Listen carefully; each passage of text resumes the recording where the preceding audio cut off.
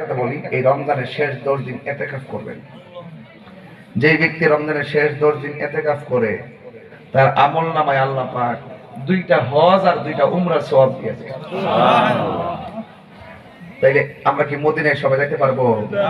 আমরা কি সময় পাই? সবার কি টাকা আছে? না। তো এটা কি আল্লাহ আমাদের মেহেরবানি করছে না? তো আমরা এটা পারি না।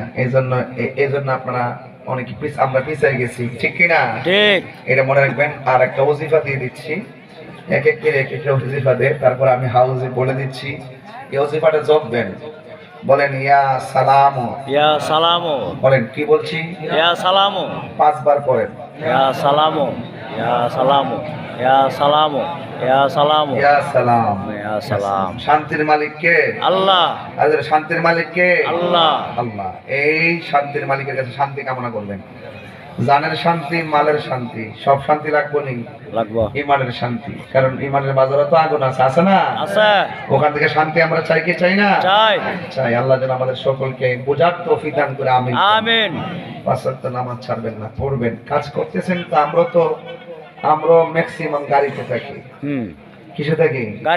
গাড়িতে থাকি। সুযোগ পেলে গাড়িতে পড়ি, সুযোগ না পেলে আবার বাড়িতে যেয়ে পড়ি, আবার শেষে এসে পড়ি। মুসাফির মানুষ, 22টা বছর রাত্রে ঘুমাইতে পারি না। আমার গ্রামের মানুষ আমরা দেখে নিও, কেউ আছে 22 বছর ঘুমাইতে পারি না, রাত্রে ঘুম নাই, দিনের রাত বানাইছি। এবং আমি প্রায় 19.5 বছর চিফ গেস্ট, প্রধান অতিথি। মারহাবা কম। মারহাবা। 19.5 বছর প্রধান